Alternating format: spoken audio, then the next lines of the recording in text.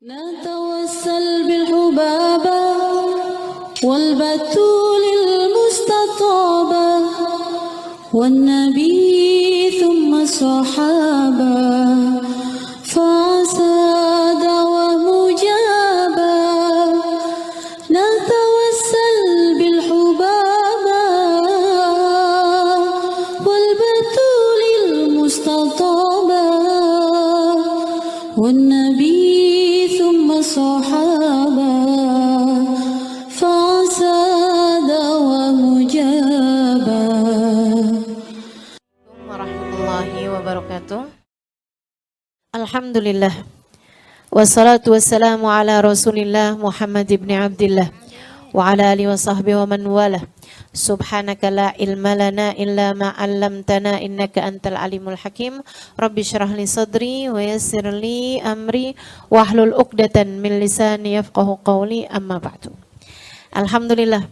Saudaraku sekalian, saya muliakan, kita jelang nih hari-hari Idul Adha, hari-hari penyembelihan kurban asal muasal tentang kisahnya, biar kamu yang kurban ngerti bahwa tujuan kurban, hikmah kurban itu bukan cuman sekedar pengaliran darah hewan yang kamu sembelih pada hari raya Idul Adha atau 3 hari tasyrik sesudahnya. Bukan hanya sekedar makan daging, bakar sate, bukan hanya sekedar bikin kuah gulai, akan tetapi ada makna yang lebih besar daripada itu. Bahkan bukan hanya sekedar tabungan kurban, arisan kurban, gitu ya, yang banyak dilaksanakan oleh umat Islam, akan tetapi biar kita dapat intinya, biar kita dapat poinnya, kita biar dapat pelajarannya, apa sih yang Allah Subhanahu wa taala maukan untuk kita ketika kita melaksanakan kurban tersebut.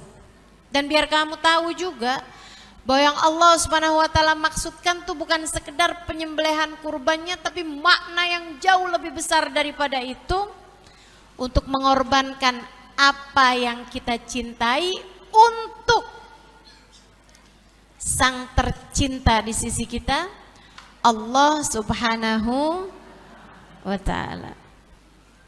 Kita dengerin ceritanya. Wa qala inni dhahibun ila rabbi sayahdin. Allah lagi ceritain tentang kekuatan hatinya Nabi Allah Ibrahim.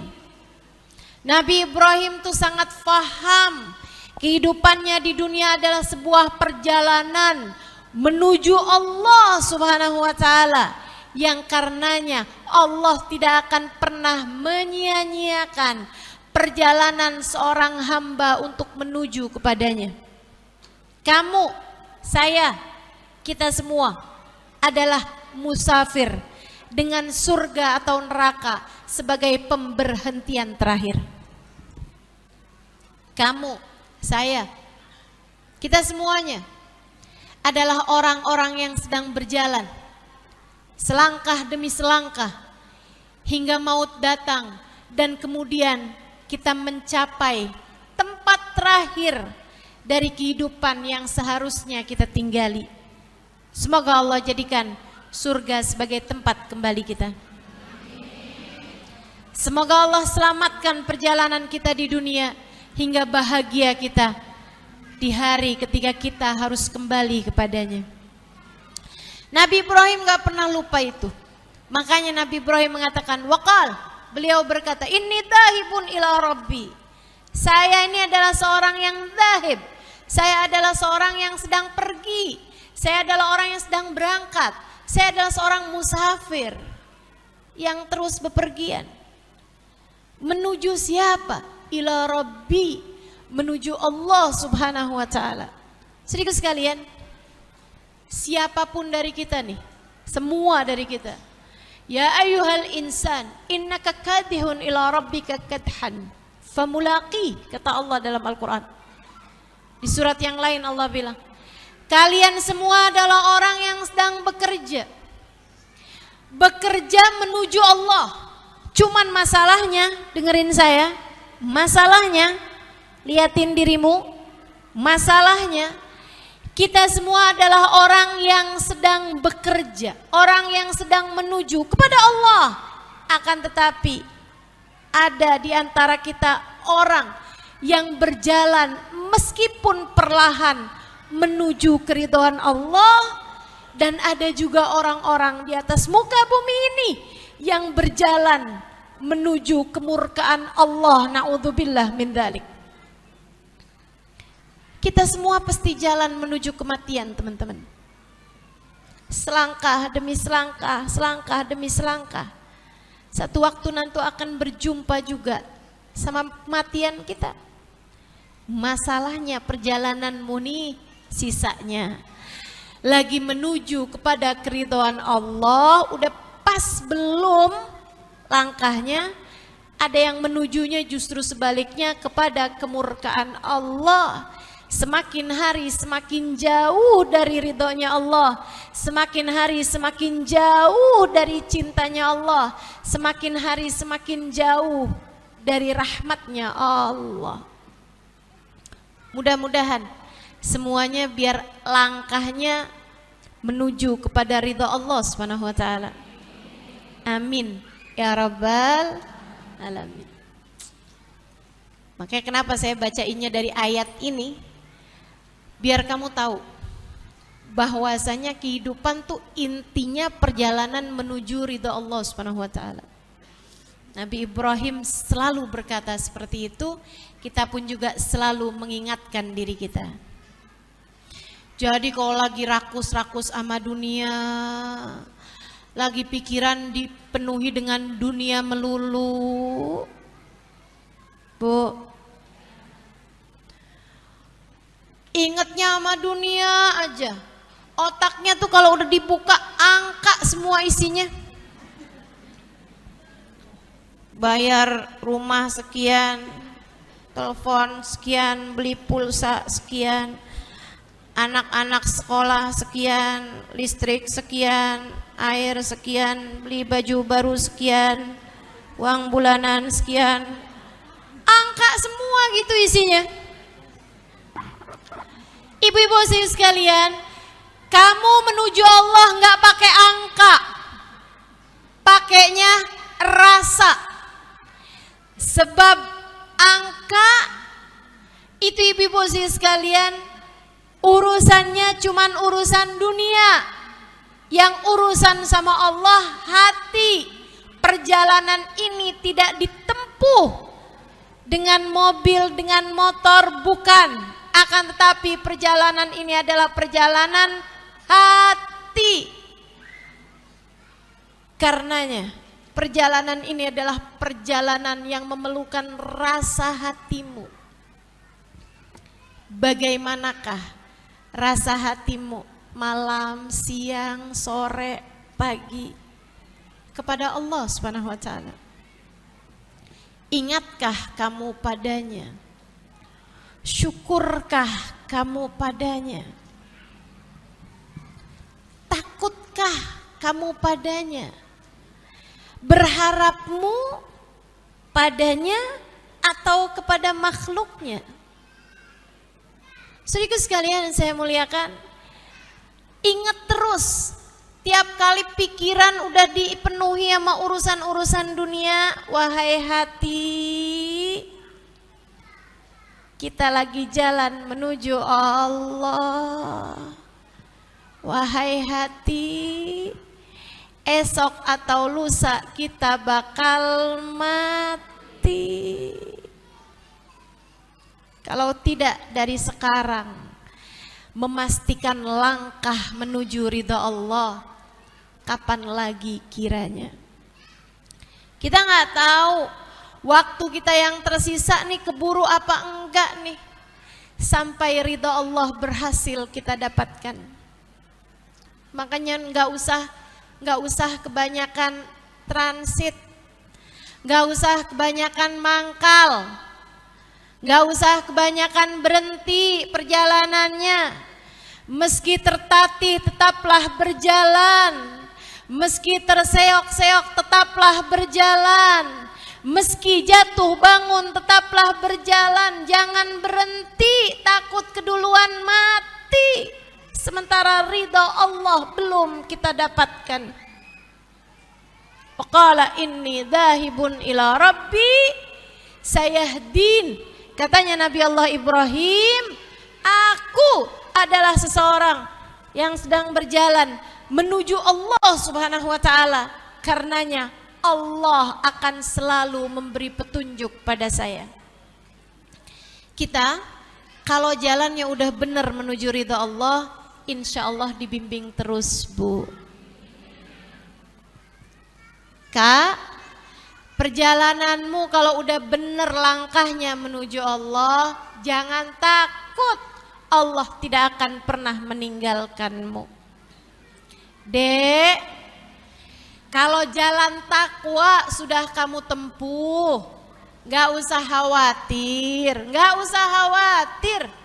Allah tidak akan pernah melepaskanmu dari kasih sayangnya.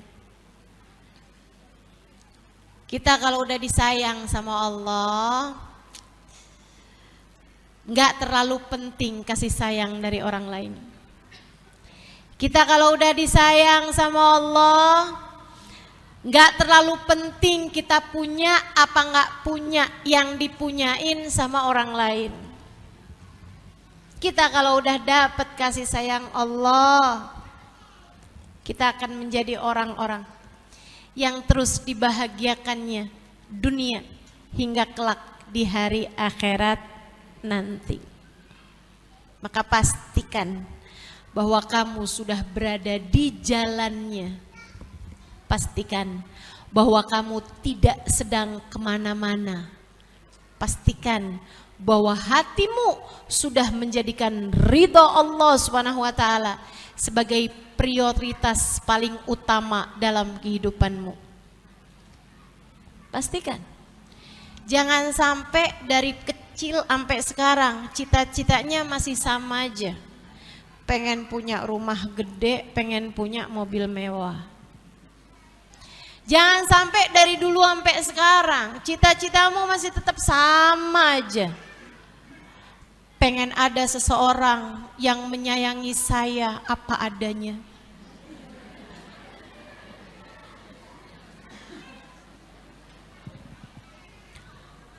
Perlu berapa tahun ngaji lagi sampai membuatmu faham bahwa harta semuanya akan kamu tinggalkan?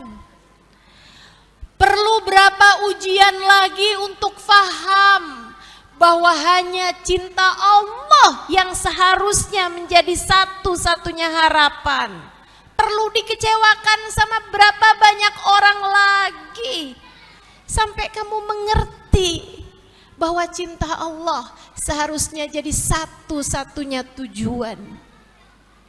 Mari periksa langkah perjalanan ini. Sudahkah ia mantap pasti menuju Allah Subhanahu wa taala? Mudah-mudahan Allah selalu akan membimbing kita, insya. Wa qala inni dhahibun ila rabbi sayahdin. Rabbi habli minas salihin. Nabi Ibrahim, teman-teman saya sekalian, dari sebelum nikah itu doanya minta diberi keturunan yang soleh, bukan asal keturunan, bukan asal anak. Nabi Ibrahim gak minta asal anak. Ya Allah kasih saya anak ya Allah yang lucu, yang sehat, yang normal, yang cerdas. Itu tuh ya, yang kamu minta tuh semuanya tuh urusan-urusan yang baliknya ke kamu. Minta anak yang sehat, kenapa? Kalau sakit-sakitan ibunya susah, kan begitu? Kamu minta anak sehat karena kamu kepengen kamu gak repot hidupnya. Minta anak yang pinter, kenapa? Biar gak malu kalau punya anak gak naik kelas, kan gitu? Urusannya sama kamu. Biar kalau pinter dia nanti hidupnya nggak susah gitu kan. Biar nanti dia dapat pekerjaan yang bagus, nantinya jadinya nggak ngerepotin saya, malah dia bisa kalau udah tua udah inian bisa nafkahin saya gitu. Anak kok dijadikan sebagai investasi buat dunia kamu? Salah, nggak gitu. Kalau liatin doa-doanya orang soleh, mereka mintanya Robbi habli, ya Allah karuniakan kepada saya keturunan yang soleh. Yang soleh, soleh kepada siapa? Kepadamu ya Allah, kepadamu ya Allah. Sebab aku ingin anak-anakku adalah hamba-hambamu ya Allah. Aku akan mendidik mereka hingga mereka menjadi hamba-hambamu yang saleh, hamba-hambamu yang ahli sujud, hamba-hambamu yang ibadah. Ibadah kepada siapa? Allah. Saya kalau perhatiin doa orang-orang soleh, saya nggak dapetin mereka doa ya Allah karuniakan kepada saya anak-anak yang berbakti kepada saya. Nggak ada. Kalau kamu pelajari Al-Quran, kamu akan dapati doanya orang-orang soleh itu selalu saja meminta kepada Allah anak-anak yang soleh, anak-anak yang baik, anak-anak yang ahli ibadah. Kepada siapa? Kepada Allah. Kepada Allah. Mereka nggak mikirin anak-anak yang bakti kepada dia, anak-anak yang kuat yang bisa bantuin saya di masa tua, nggak ada, nggak minta gitu, nggak minta gitu. Nih ibu-ibu nih, kalau ibu-ibu ingat, ibu-ibu kalau doain anak-anaknya apa Anda?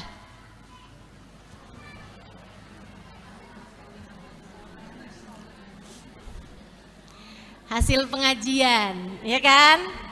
Anak yang soleh-soleha. Tapi kan seringnya gitu, Ustazah doain dong anak saya Ustazah.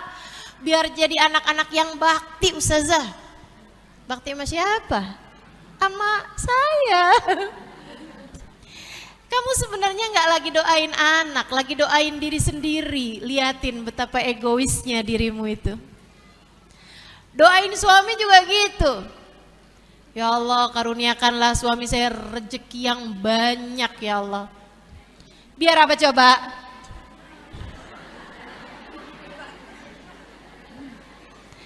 Biar ngasihnya juga banyak, kan gitu kan? Masya Allah. Siapa di antara kita yang kalau doain suami, ya Allah bahagiakanlah hati suami saya dimanapun saja dia berada, bersama dengan siapapun dia sedang berada ya Allah.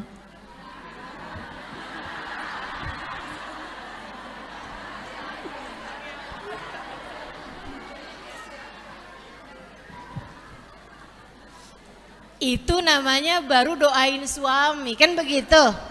Ya enggak? Ya Allah bimbinglah suamiku ya Allah, hingga ia menjadi hambamu yang saleh, bahagia hidup dunia akhiratnya. Kan begitu tuh? Kita emang enggak kadang-kadang, suka doanya tuh kayak gitu tuh egois kita. Suami saya banyakin rezekinya ya Allah biar bisa ngasih saya. Suami saya ya Allah jangan biarkan hatinya berpaling dari saya. Kamu gak lagi doain suami, kamu lagi doain dirimu sendiri. Egois sekali kita ya. Teman-teman sekalian, jadi gak boleh Ustazah doain kayak gitu. Boleh, saya cuma lagi bilang bahwa sebenarnya kamu gak lagi doain suami, kamu lagi doain diri sendiri. Itu. Jadi sekalian, nih kalau kita pelajarin doa yang lebih bagus lagi yang diajarkan para nabi-nabinya Allah, minta anak-anak dijadikan anak-anak yang soleh. Dikaruniai anak yang soleh jadi hamba-hambanya Allah. Terus tuh doanya Nabi Ibrahim, makanya Nabi Ibrahim dikasih anak dua-duanya jadi nabi. Masya Allah. Masya Allah, luar biasa. Punya cucu jadi nabi. punya cucu juga jadi ayahandanya Nabi Yusuf, yaitu Nabi Allah Yakub alaihissalam, putranya Nabi Allah Ishak. Ya, punya cicit Nabi juga, namanya Nabi Yusuf. Makanya Nabi Muhammad bilang orang paling mulia nasabnya Yusuf bin Yakub bin Ishak bin Ibrahim alaihimussalam. Anak jadi nabi, bapak jadi nabi, kakek nabi, buyut nabi juga. Luar biasa. Wa qala inni dhahibun ila rabbi sayahdin rabbi habli minas salihin. Tapi mau jadi nabi anaknya, mau jadi orang soleh anaknya, bapaknya mau Allah karuniakan hadiah-hadiah besar, nggak sembarangan, nggak sembarangan. Pangkat tertinggi akan Allah Subhanahu wa taala berikan sesudah lulus semua ujian. Nabi Ibrahim juga begitu. Teman-teman saya sekalian, Allah mau kasih hadiah besar Nabi Ibrahim nantinya. Apa itu? Bangun Ka'bah. Hingga semua orang yang tawaf nih masa sekarang nih lagi penuh-penuhnya. Padahal cuacanya lagi panas-panasnya. Orang tawaf pada pakai payung, teman-teman. Ini kalau lagi zaman-zaman kayak gini nih, masa-masa kayak gini nih, saya pernah tinggal di negeri Arab. Kalau lagi bulan-bulan Juni, Juli, Agustus, Juli, Agustus, musim panas, liburan musim panas. Orang Arabnya pada kabur, liburan musim panas. Kemana mereka kaburnya? Ke Eropa, ke negeri-negeri yang adem-adem. Ke puncak tuh.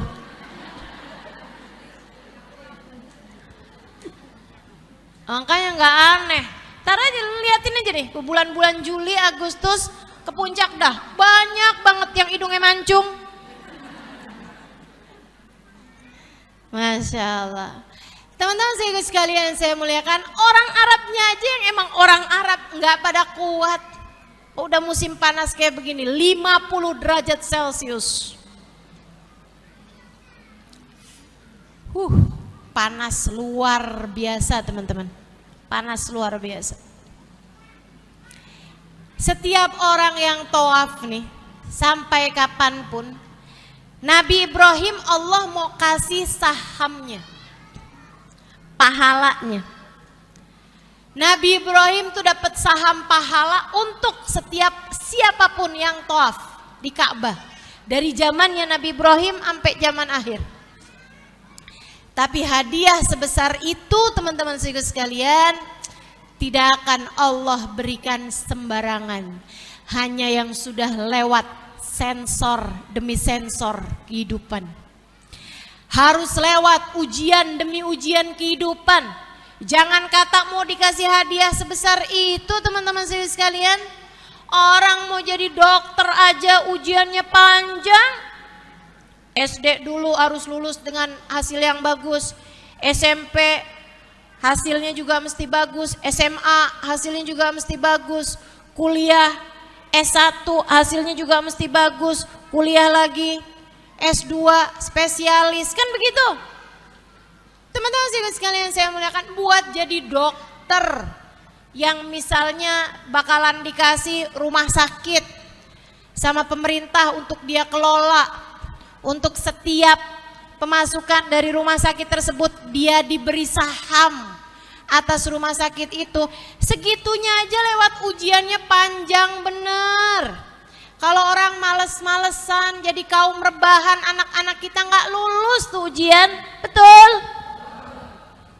Apalagi mau dapat hadiah kayak Nabi Allah Ibrahim. Dan di sini kita belajar, ibu-ibu sekalian saya muliakan, karunia Allah nggak ada yang gratis. Karunia Allah nggak ada yang gratis. Untuk orang-orang pemalas, tukang rebahan, baringan, Disuruh baca Quran males, suruh puasa lapar, suruh tahajud ngantuk.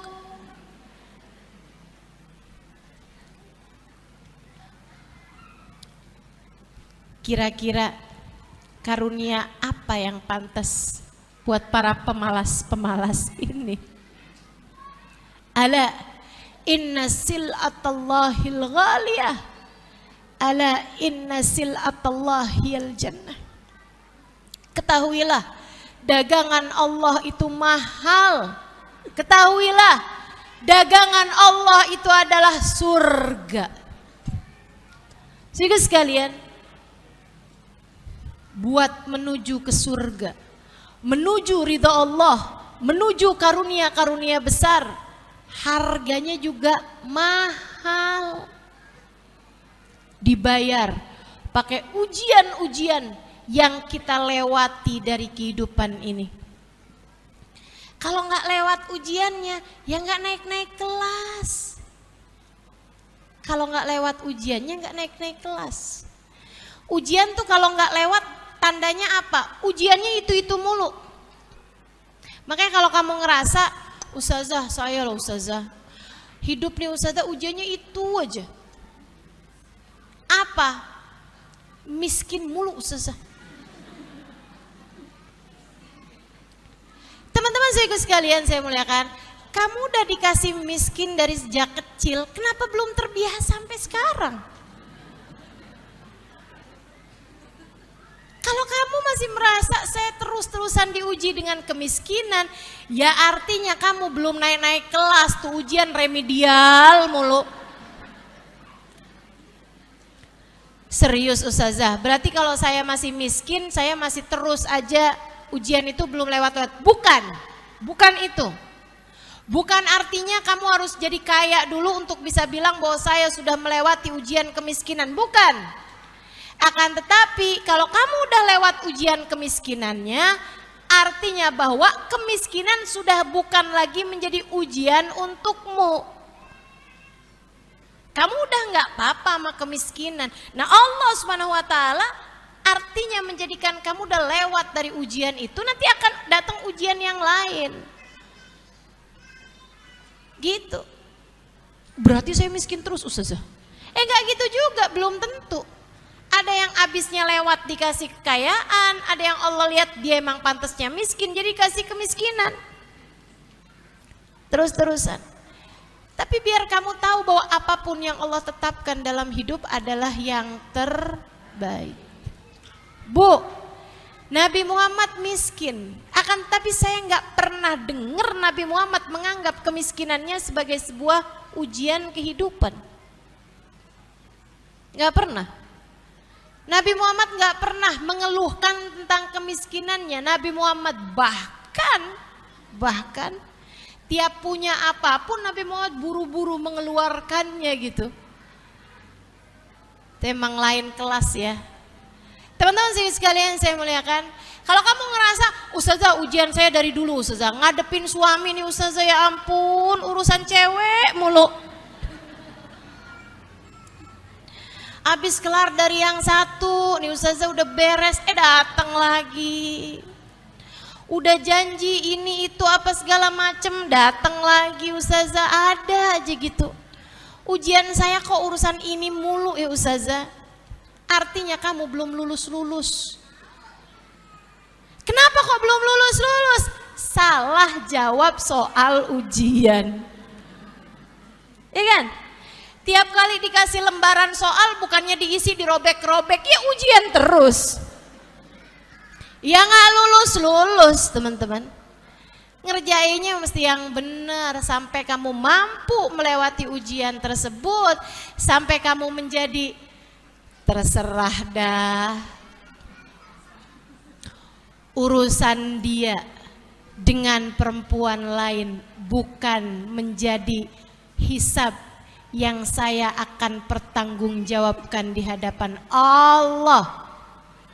Hatimu terfitnah dengan perempuan lain, itu adalah derita lo, bukan derita gua.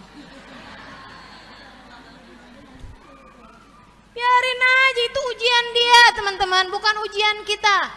Ujian kita adalah tetap menjadi istri yang solehah dalam keadaan apapun.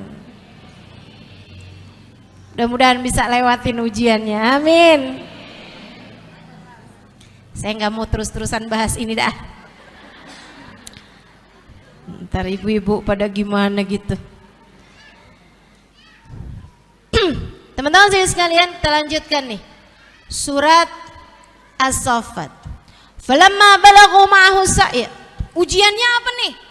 Ketika anaknya udah sampai umurnya, sesudah dipisahkan sekian tahun lamanya, Nabi Ismail bersama ibundanya Siti Hajar tinggal di kota Mekah. Ghairi di zar'in, nggak punya tanaman. Jangankan rumah, tanaman sebiji nggak kelihatan. Ditinggalkannya istri dan anaknya di sana. Ujian besar teman-teman. Buat Nabi Ibrahim ujian besar. Lebih besar lagi ujian tersebut buat Siti Hajar. Sebagai seorang ibu muda, punya anak bayi, ditinggalin sama suaminya di gurun pasir tak berpenghuni. Masya Allah, ujian besar luar biasa. Sesudah mereka mampu melewati semuanya, Nabi Ibrahim Allah izinkan kembali ke Mekah. Mekah sekarang sudah jadi sebuah kota padat penduduknya, dengan seorang pemimpin yang adalah seorang perempuan, yaitu istri beliau Siti Hajar. Anaknya udah mulai besar, udah enak diajakin ngobrol. Anak hasil didikan seorang perempuan yang luar biasa kuat hatinya, kuat sandarannya kepada Allah Subhanahu wa taala. Falamma balaghu ma'ahu sa'ya, ketika anak sudah mencapai usianya, qala, Nabi Ibrahim baru senang habis ketemu lagi sama anaknya. Sampai kemana-mana jalan barengan, ada yang sakit nengokin bareng, makan barengan, jalan barengan, sholat barengan, ibadah barengan, sedekah barengan, jalan kemana-mana barengan mereka nih. Nabi Ibrahim belum punya anak Ishak waktu itu, baru Ismail ini teman-teman sekalian. Saat itulah Allah Subhanahu wa taala kembali menguji Nabi Allah Ibrahim. Nih kalau lewat ujian ini nih aku kasih hadiah nih Ibrahim nih. Kita mau lihat nih Ibrahim, kita mau lihat Ibrahim. Allah kasih perintah berupa mimpi. Mimpinya Nabi itu wahyu. Mimpimu bukan. Mimpinya Nabi itu wahyu. Mimpinya wali itu adalah isyarah dari Allah Subhanahu wa taala atau bisyarah dari Allah. Bisa merupakan isyarah, artinya adalah pertanda, bisa merupakan bisyarah, merupakan kabar gembira. Kalau mimpi kita belum tentu isyarah, belum tentu bisyarah, jadi nggak usah terlalu khawatir sama urusan mimpi. Ada orang datang sama saya, ustazah, tadi malam saya ngimpi ustazah. Terus saya ngimpi ustazah ngasih bacaan sama saya, tapi bangun-bangun saya lupa apa ya ustazah bacaannya. Kamu bacaannya dikasih waktu mimpi? Iya. Nanti malam kamu ngimpi lagi aja dah. Tanyain tuh sama saya. Yang kamu lihat saya dalam mimpi kamu, terus bisa-bisanya nanyanya sama saya dalam alam nyata. Enggak bisa begitu teman-teman, enggak bisa gitu. Mimpinya Nabi wahyu. Apa yang dimimpiin sama Nabi Ibrahim? Menyembelih anaknya. Ya Allah, nyembelih anak bu, ujian bukan main-main. Nabi Ibrahim cintanya sama anaknya luar biasa. Ibu yang gak cinta sama anak aja disuruh nyembelih ya kagak tega bu. Seenggak sayangnya orang tua sama anak, gak ada yang kepikir mau nyembelih anak, betul? Jangankan nyembelih anak ya bu ya, nyembelih kucing aja gak bisa. Betul apa enggak? Orang hatinya normal nggak bisa loh nyembelih kucing. Ya kan ya? Teman-teman sekalian yang saya muliakan. Nah ini bagaimana pula dengan Nabi? Akan tetapi di atas perintah Allah tidak ada selain ketaatan. Kita tuh sama apapun yang jadi perintah Allah, yang terbaiknya adalah sami'na. Kita dengar, kita patuhi, udah. Nggak ada tawar-tawaran, nggak ada protes, nggak ada sok-sok berpikir. Kalau menurut saya ya, daripada haji ngantri panjang begitu, gimana kalau sebaiknya kita bikin Ka'bahnya jadi 2? Dan gak usah kebanyakan rut-rut mikir, teman-teman sekalian. Gak usah mikir segala Ka'bah jadi 2 gitu kan. Itu udah haknya Allah Subhanahu wa taala. Atau gini deh. Ka'bahnya gak usah jadi 2 deh, Ka'bahnya 1 aja, gak apa-apa. Oke, Ka'bahnya 1. Tapi ibadah hajinya tuh jadi setahun 2 kali 3 kali gitu, biar gak terlalu ngantri. Ya namanya bukan haji, Bu. Namanya Syawal. Kan bukan bulan haji, bulan Syawal. Kalau jadi bikinnya jadi bulan Syawal, namanya bukan haji, tapi Syawal, Qa'dah, gitu ya. Kan Dzulhijjah. Kalau dikerjainnya Dzulqa'dah berarti bukan haji tapi Qa'dah. Masya Allah. Jadi udah nggak usah ngatur-ngatur sama apapun yang jadi perintah Allah. Makanya Nabi Ibrahim begitu dapat mimpi itu, yang ada cuman sumpek hatinya, sedih bener hati, ya Allah gimana nih ya Allah. Bukan berarti nggak terima sama apapun yang jadi keputusanmu ya Allah, tapi beneran nih ya Allah. Malam harinya ngimpi lagi, malam 8 ngimpi, malam 9 lagi malam Arafah. Malam 9 mimpi lagi, Dzulhijjah. Ini nanti nih malam 8 malam Tarwiyah. Nah itu Nabi Ibrahim ngimpi tanggal segitu tuh, malam segitu. Besoknya lagi malam Arafah ngimpi lagi. Galau hati Nabi Ibrahim, tidak bisa beliau sembunyikan, hanya air mata. Ya Allah, apakah memang harus hamba melaksanakannya? Kalau memang hamba harus melaksanakannya, bimbing hati hamba untuk dapat melaksanakannya ya Allah. Kita nih Bu ya, diperintahkan sholat, tapi kita gak bakalan bisa sholat kecuali dengan bimbingan Allah, betul? Makanya selalu kita minta ihdinas siratal, bimbinganmu ya Allah untuk kami menempuh jalan yang lurus, gitu. Biar kita udah tahu hukumnya, biar kita udah paham segala permasalahannya. Kalau nggak dapat hidayah Allah, kita nggak bisa ngerjainnya. Ibu-ibu udah tahu belum kalau sholat tahajud hukumnya sunnah? Udah tahu dari kapan? Udah zaman kecil. Tapi siapa di antaramu yang udah tahajud dari zaman kecil sampai sekarang nggak pernah tinggal? Lihat mukanya saya nggak yakin. Teman-teman saya sekalian yang saya muliakan, kenapa ya Ustazah? Kita udah paham loh hukumnya, kita udah ngerti loh masalahnya, dan kita udah pengen ngerjainnya, tapi kok berat kita ngerjainnya atau susah kita ngerjainnya? Karena untuk kebaikan perlu hidayah. Karenanya kita selalu minta ihdinas siratal. Nabi Ibrahim juga gitu, ya Allah, aku tahu ini adalah perintahmu. Bimbing hamba ya Allah, beri petunjuk pada saya ya Allah, beri hidayahmu ya Allah untuk saya dapat melaksanakan ini semuanya. Malam 10 Nabi Ibrahim kembali mimpi. Begitu pagi hari diceritakan sama istrinya, Hajar, saya bermimpi menyembelih anak kita Hajar. 3 kali berturut-turut, malam 8, malam 9, malam 10. Bu, istri mana menurutmu yang tega melepas anaknya disembelih sama suaminya? Ya Allah, Allah nih ya, Allah nih Bu, saya kalau baca Quran gitu, dengerin kisah-kisah dalam Al-Quran gitu kan, saya telaah arti-artinya gitu.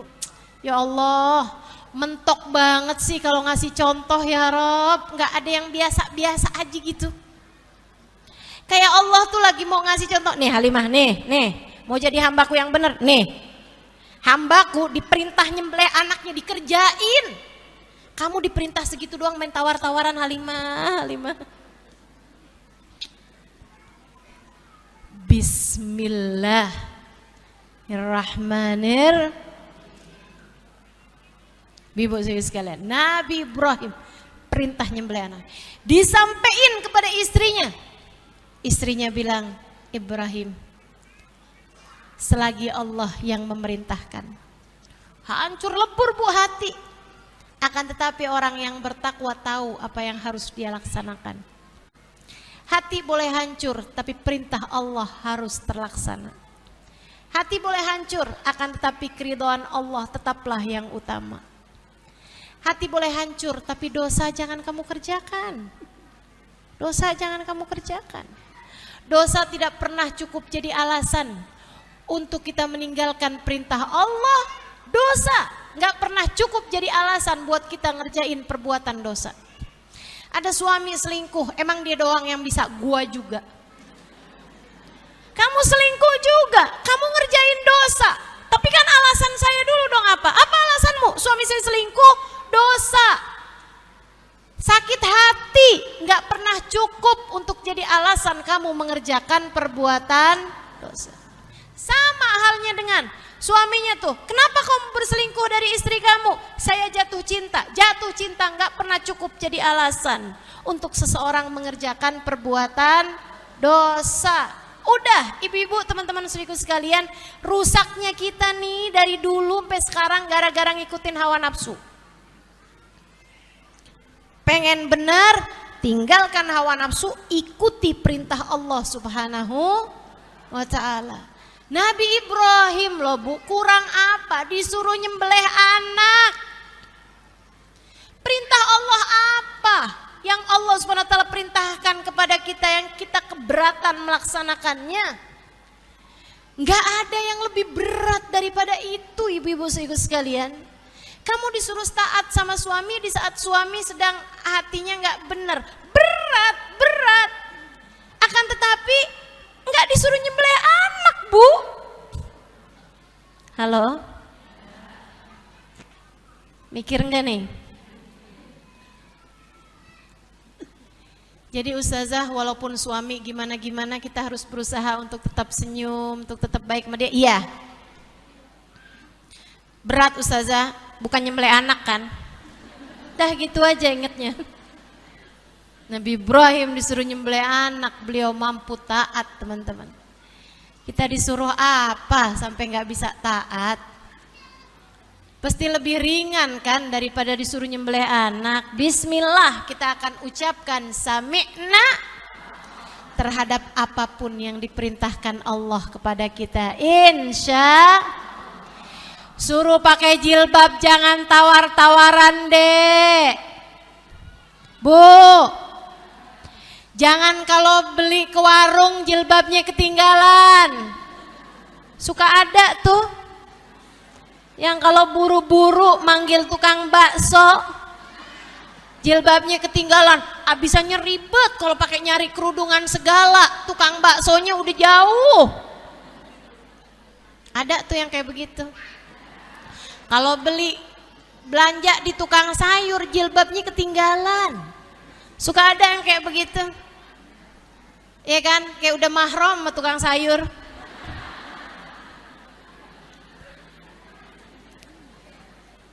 Sama syariat agama Allah, jangan tawar-tawaran. Perintah Allah sama kita semuanya gampang buat kita laksanakan dibandingkan dengan disuruh menyembelih. Itu aja terus yang kita jadikan sebagai patokan. Karena Allah ngasih contohnya segitu mentoknya bu, suruh nyembelih anak. Alhamdulillah Siti Hajar tuh solehah ya. Saya bayangin aja kalau Siti Hajar tuh perempuan modelan kita, modelan ibu-ibu nih. Saya diperintah Allah nih buat nyembelih anak. Apa? Dulu kamu tinggalkan saya berapa tahun yang lalu dengan anak saya di gurun pasir tandus, nggak ada apa-apa. Untung aja Allah selamatin. nyelamatin. Sekarang begitu anaknya selamat, kamu mau nyembelih dia. Laki-laki macam apa dirimu ini?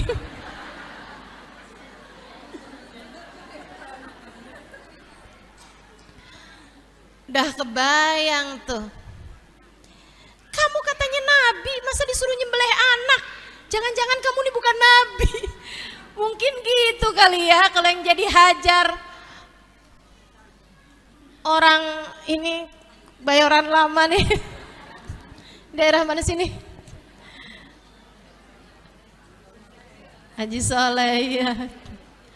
Apa? Kampung kecil. Kampungnya aja kecil. Abis istrinya udah setuju, baru dah Nabi Ibrahim melaksanakan perintah tersebut dan menyampaikan kepada anaknya. Nabi Ibrahim, Bu, istrinya setuju nggak setuju, beliau akan melaksanakan. Akan tetapi istri yang setuju semakin menguatkan. Nih makanya enaknya punya keluarga soleh, solehah tuh gitu. Perlunya kamu milih temen tuh kayak gitu. Perlunya kamu milih temen orang baik tuh kayak gitu tuh. Perlunya punya tetangga orang-orang baik, lingkungan orang-orang baik tuh kayak gitu tuh. Kenapa gitu? Kita akan melaksanakan perintah Allah. Tetangga kita mau nggak taat, teman kita mau nggak taat, suami kita mau nggak taat, kita akan tetap melaksanakan perintah Allah. Kan begitu? Akan tetapi ketika orang-orang di sekeliling kita juga sama-sama taat kepada perintah Allah, mereka akan menguatkan kita untuk menjadi semakin taat di jalan Allah. Gitu. Kan enak kalau misalnya gini, ngaji yuk, ada Ustazah Halimah tuh kajian di Jalan Haji Soleh. Temennya bilang, ayo, enak. Tapi kalau dibilang, Tanah Abang ada yang lagi pada diskon loh. Ada barang cakep-cakep tau. Mall yang itu tuh sekarang lagi diskon loh. Yang kamu lagi cari tuh kerudungan, ya ampun murah-murah kemarin saya liatin. Ya udah kalau gitu hari yang lain aja. Nggak bisa, diskonnya cuma sampai besok doang.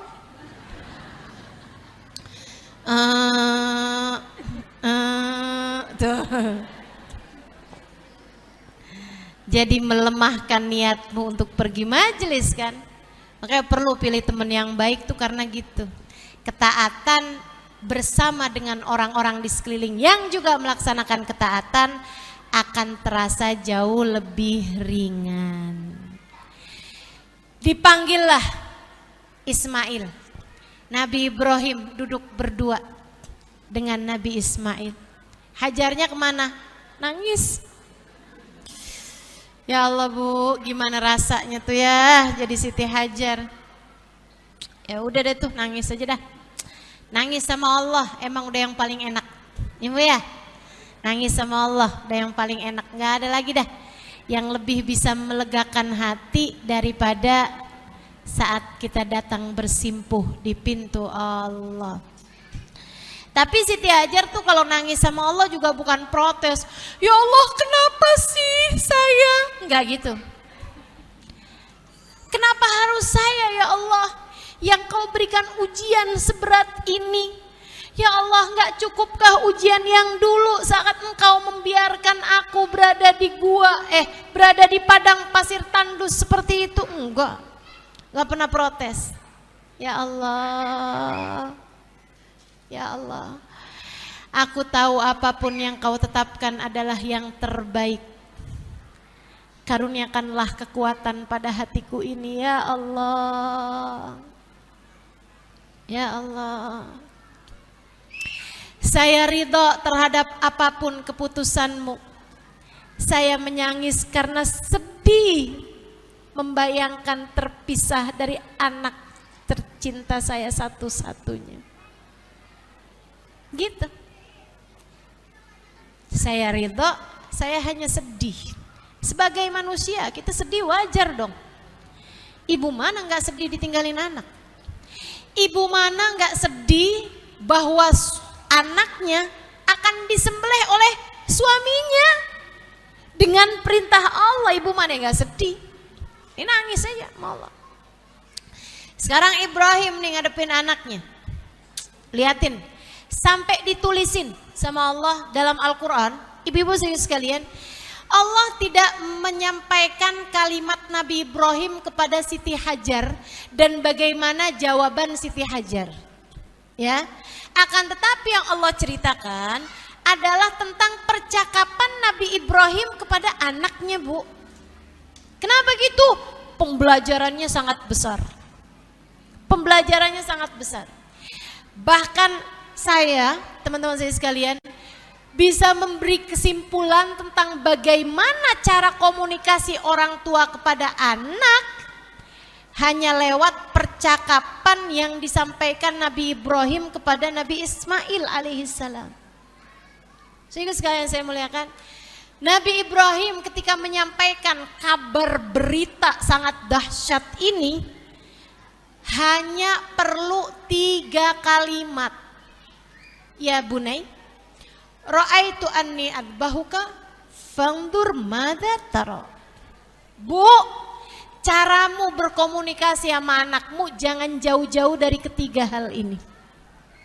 Ini kesalahan komunikasi orang tua karena jauh dari 3 hal ini nih. Orang tua sama anak yang bagus komunikasinya. Suami sama istri yang bagus komunikasinya. Bu, pernikahan tuh 90% isinya ngobrol. 10% baru tuh urusan-urusan yang lain. 90% isinya ngobrol. Nah kalau udah suami sama istri ngobrol beranteman mulu, gimana model pernikahannya? Karena suami istri udah gak enak diajakin ngobrol, gimana model pernikahannya? Emang yang harus dibenerin pertama tuh komunikasi antara suami dan istri. Ustazah udah telat, suami saya udah meninggal. Iya udah, ya gak apa-apa Bu, saya gak nyuruh kamu buat kawin lagi. Ingat umur ya Bu ya, suami meninggal kamu umur 60 tahun, masa sih mau kawin lagi? Enggak, saya sampaikan hal ini buat anak-anak muda, ibu-ibu muda, calon-calon istri gitu kan, atau ibu-ibu buat anak-anaknya, istri-istri baru gitu kan, istri lama juga. Membenahi diri nggak ada salah-salahnya Bu.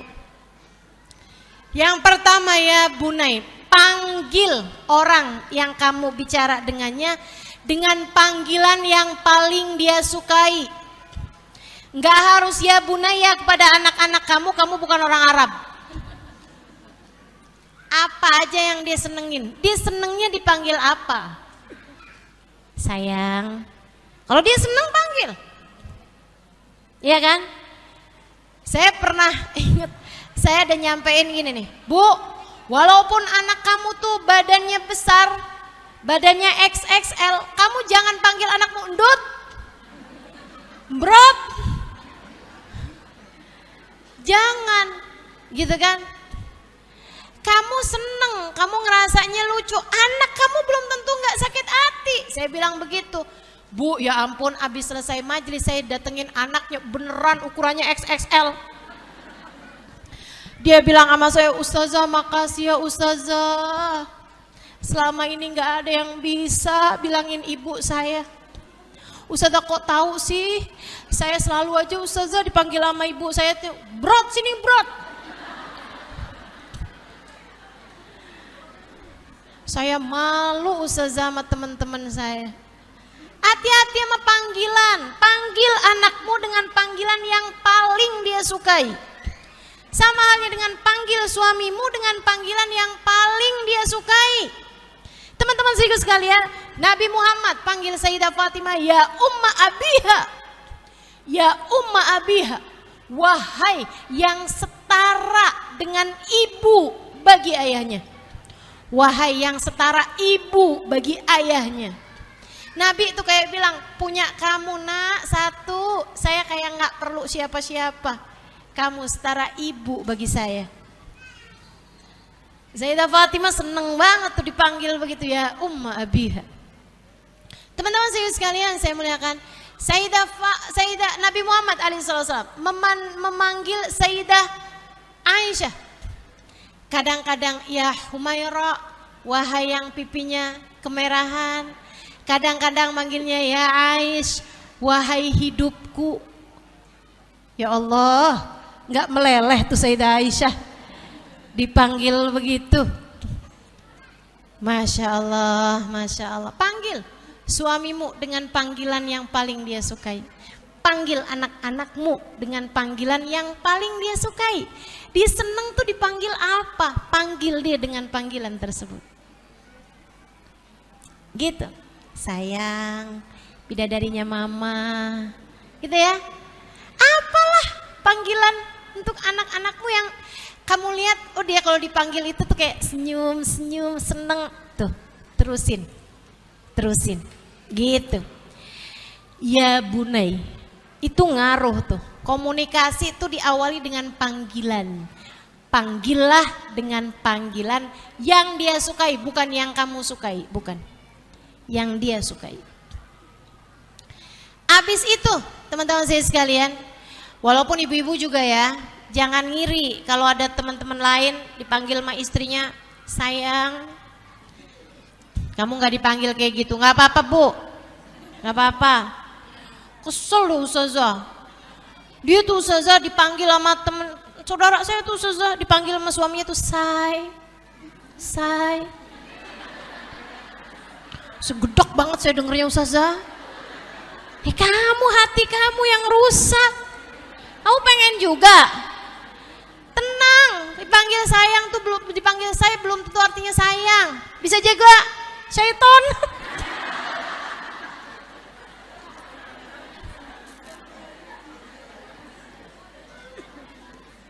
Panggil yang gitu kan. Itu juga kamu mesti pastiin tuh maksudnya dia yang tuh yang keberapa.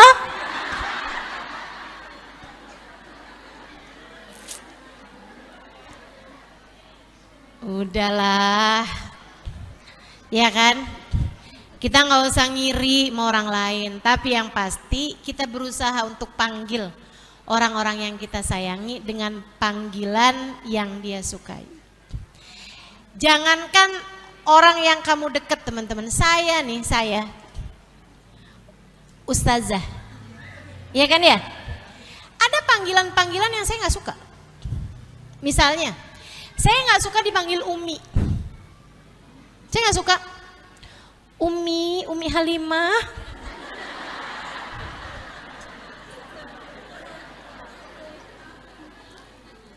Nggak suka. Saya nggak pernah ngelahirin kamu.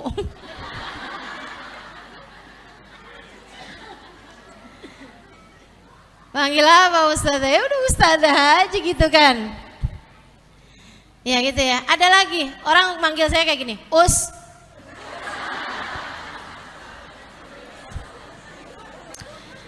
Enggak suka gitu. Tapi ya orang mau manggil ya udah aja sih.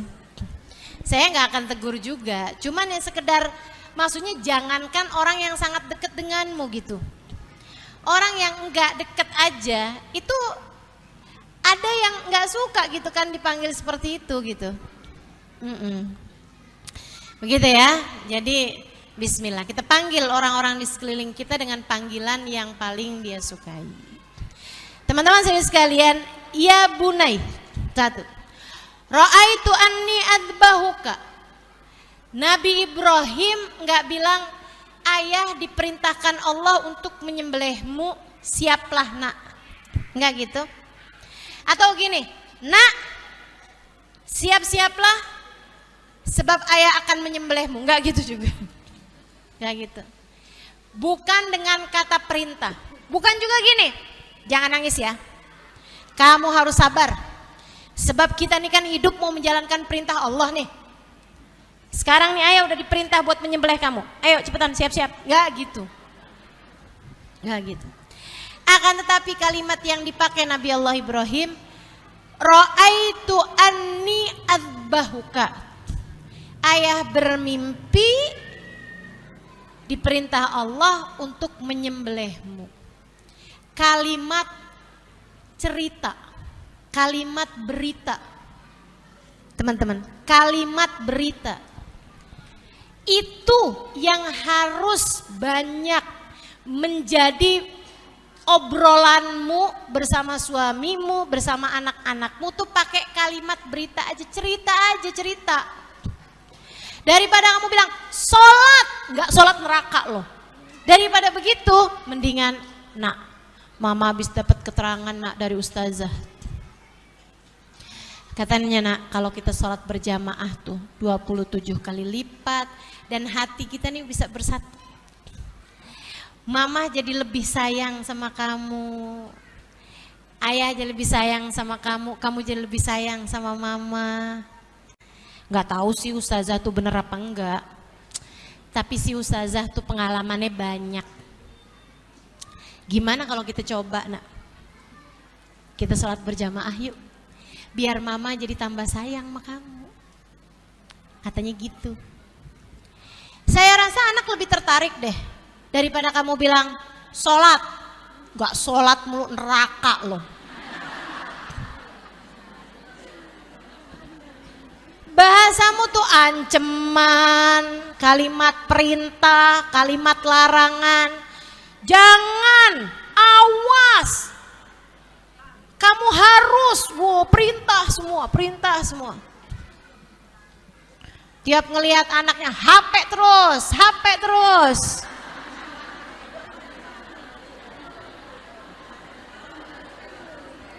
Iya, gitu. Siapa yang begitu?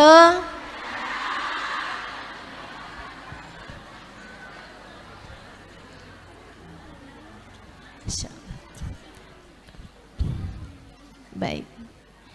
Teman-teman sekalian saya muliakan. Ra'aitu anni adbahuka.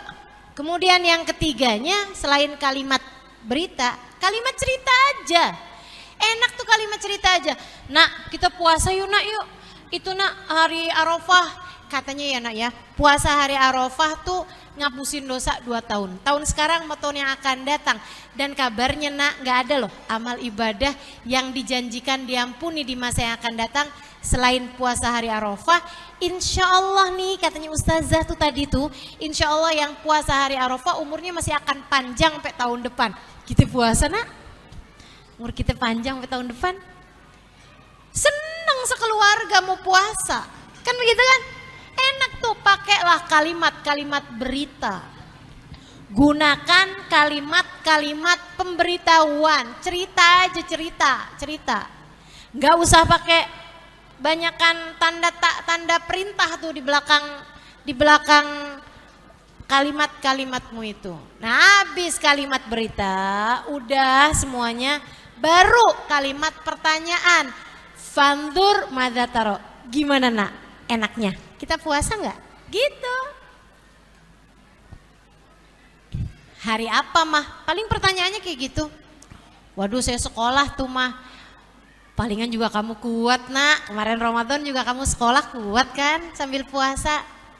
Iya sih mah, tapi bangunin sahur ya mah. Siap. Kamu minta dibikinin sahur apa? Enak tuh bu kayak gitu tuh. Percakapan ibu sama anak kayak begitu tuh. Yang dirindukan sama anak-anakmu. Betul? Ini kalau ada anak-anak nih pada bilang, "Ya ustazah." Fanzur madza tara. Jangan pikir, nih ya satu hal ya, untuk penggunaan kalimat berita, kemudian kalimat tanya dalam percakapan kita hari-hari. Terus gini nih Bu nih, jangan kamu pikir gini, anak saya masih kecil, dia tidak akan mengerti. Salah. Nabi Ibrahim ngajak ngomong kayak begini, bukan nama anak umur 20 tahun. Bukan nama anak umur 15-17 tahun Bu. Ini Nabi Ismail umurnya 8 atau 7 tahun.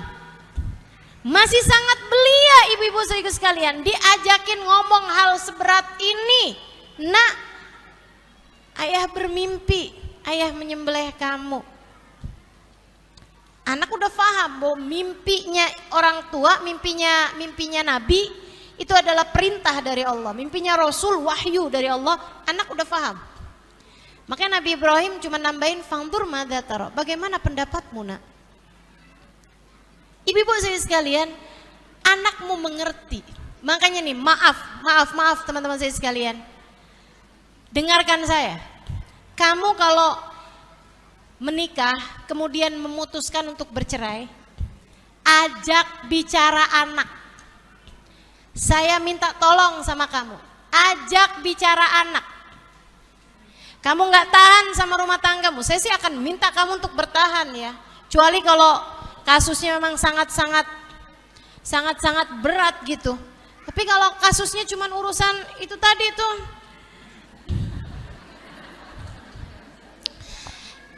nyangkut sama kainnya tetangga.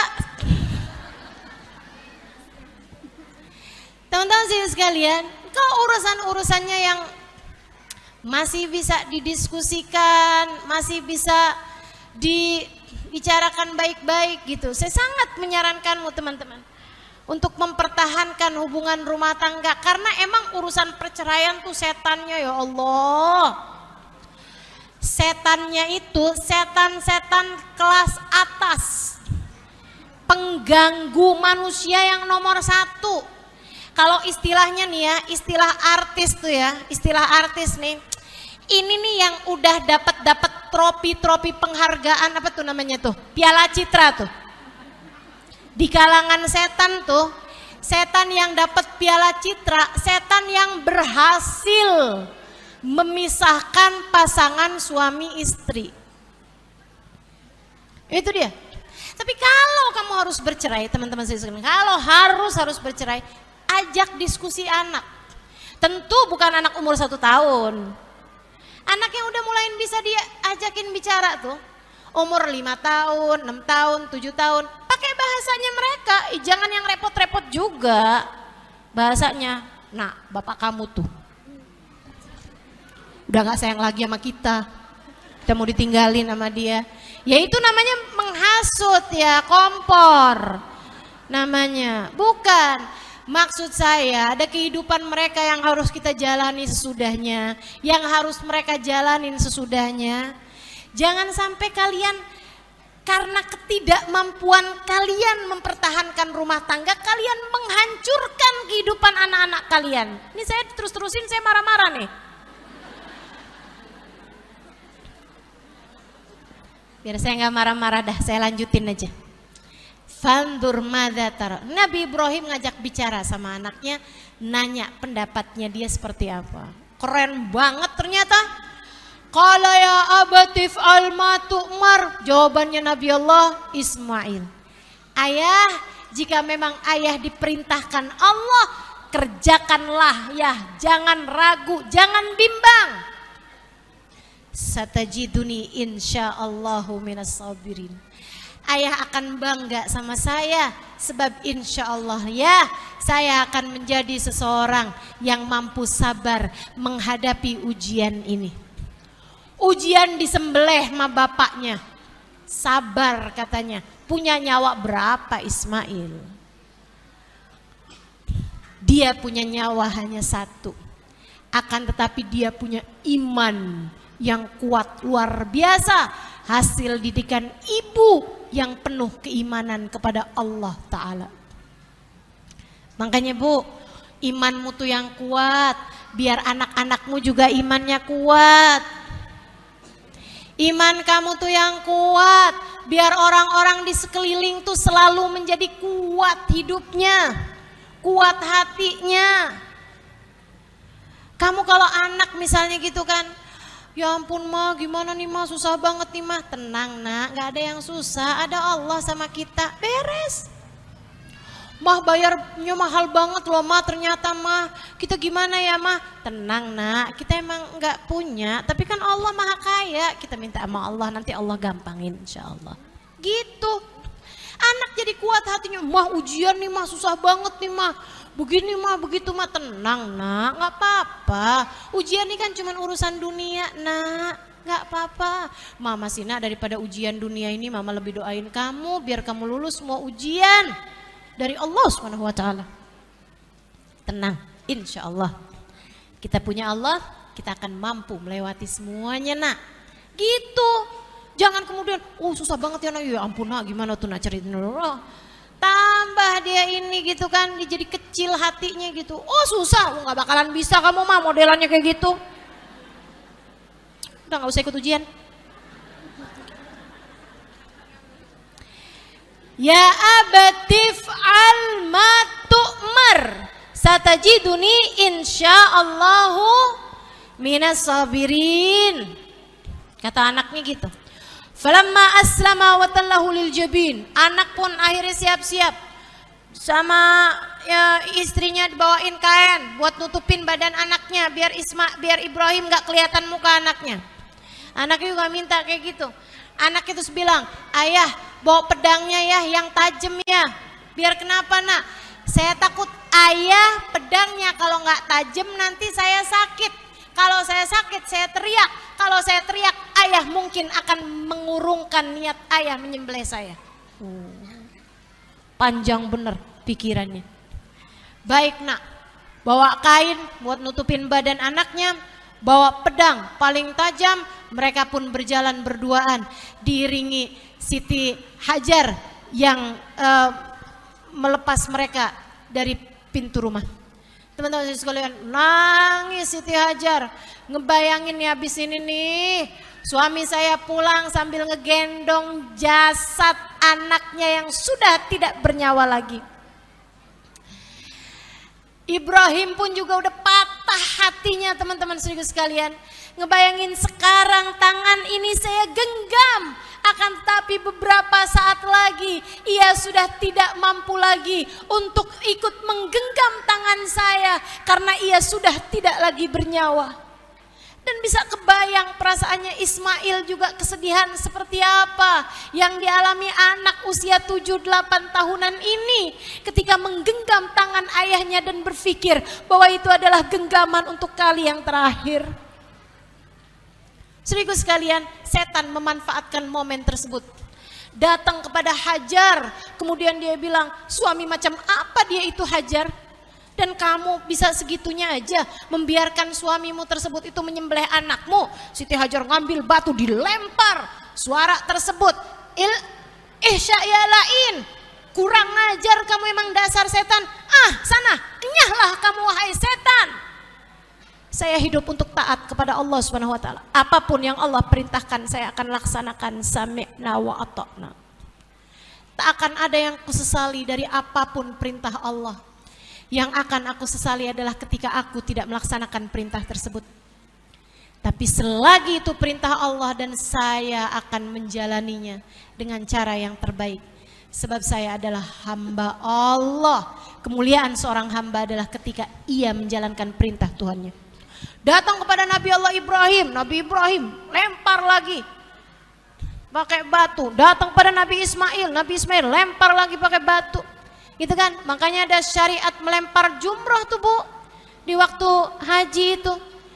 Itu tuh sebagai isyarat aja gitu, buat kamu ingat dalam hidup itu kamu harus melempar pembisik-pembisik keburukanmu dengan batu-batu keimanan dalam hatimu. Jangan dibiarin, jangan diikut-ikutin. Kompor-kompor tuh mesti kamu padem-pademin. Yang suka manas-manasin, yang suka jangan mau dipanas-panasin teman-teman. Harus diadem-ademin pakai keimanan. Biar pada hilang gitu. Bukan artinya kalau lempar jumroh tuh lempar setan beneran.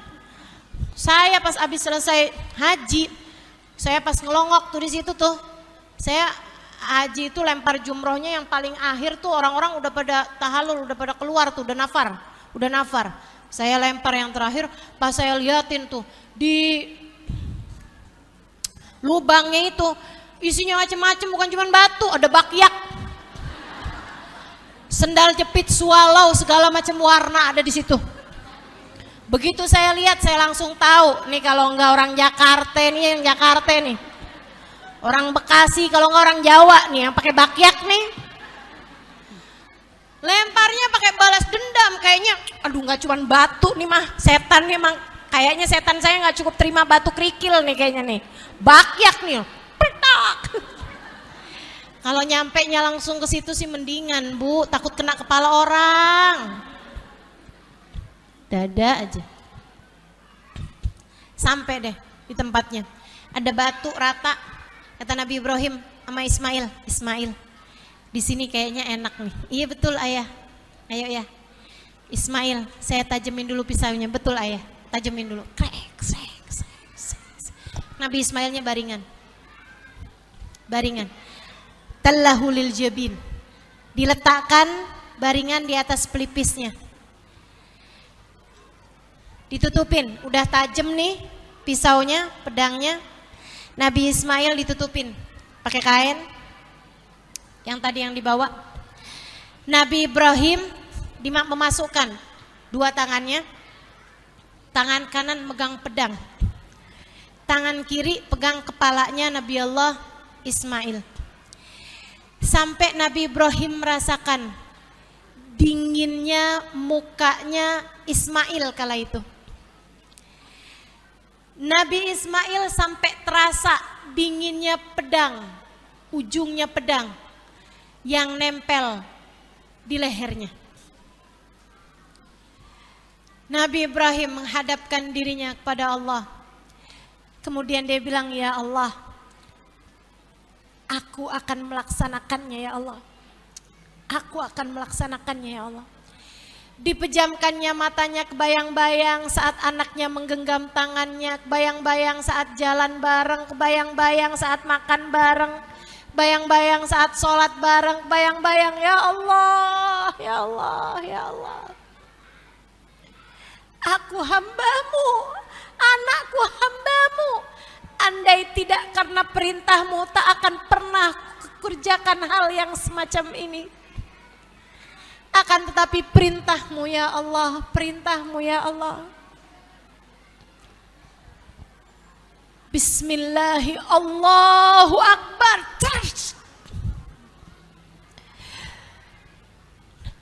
Nabi Ibrahim meleleh deras air matanya, berbarengan dengan darah yang mengucur membasahi tangannya. Nabi Ibrahim melepaskan pedang tersebut. Ia menangis terseduh-seduh. Saat itulah tiba-tiba kedengaran suara, Abah, Abah. Nabi Ibrahim terkejut, dia segera melepaskan, segera menyingkap kain yang dia bawa tersebut. Dan di sanalah dia melihat seekor kambing yang berdarah-darah, dengan darah yang sampai membanjiri tangannya, pedangnya. Sementara Ismail dekat dengan tubuhnya telah diselamatkan Allah Subhanahu wa ta'ala. Jadi saat malaikat Jibril tepat pada waktu yang pas, pada waktu yang tepat, bikin Nabi Ibrahim tergeser ke arahnya Nabi Ibrahim. Kemudian yang disembelih adalah seekor kambing. Qad saddaqta ru'ya, engkau telah menyepakati atau engkau telah melaksanakan perintahmu yang kami berikan lewat mimpi. Inna kadzalika najzil muhsinin, demikianlah kami akan memberi balasan kepada orang-orang yang baik. Inna hadzal huwal balaul mubin. Ini adalah ujian yang sangat nyata, sangat besar bagimu wahai Ibrahim, baginya wahai Ismail, bagi Nabi Ismail dan juga bagi Hajar. Fadainahu bidzabhin adim, kami gantikan Ismail dengan penyembelihan yang sangat besar. Tarakna alaihi fil akhirin, kami abadikan Ibrahim, diabadikan dengan apa? Dengan perintah haji, dengan perintah penyembelihan kurban, dengan perintah puasa dan lain sebagainya sampai di zaman kita sekarang ini. Alhamdulillah. Intinya bukan nyembelih kambing, intinya adalah melaksanakan, mengorbankan apapun yang kita cintai demi mencari cinta Allah Sang Maha Sejati. Itu intinya teman-teman. Dan ketika kita bisa melaksanakannya, Nabi Ibrahim itu apa yang gak didapat? Cinta anaknya dia dapat, cinta istrinya dia dapat. Kan gitu ya? Kemudian dikaruniai Allah dapat membangun Ka'bah yang sampai dengan sekarang seperti yang tadi saya telah sampaikan, semua orang yang tawaf di Ka'bah, Nabi Ibrahim ikut serta mendapatkan pahalanya. Tiap orang tawaf, Nabi Ibrahim ikut serta mendapatkan pahalanya. Masya Allah. نتوسل بالحبابة والبتول المستطابة والنبي ثم الصحابة فعسى دعوة مجابة نتوسل بالحبابة والبتول المستطابة والنبي ثم الصحابة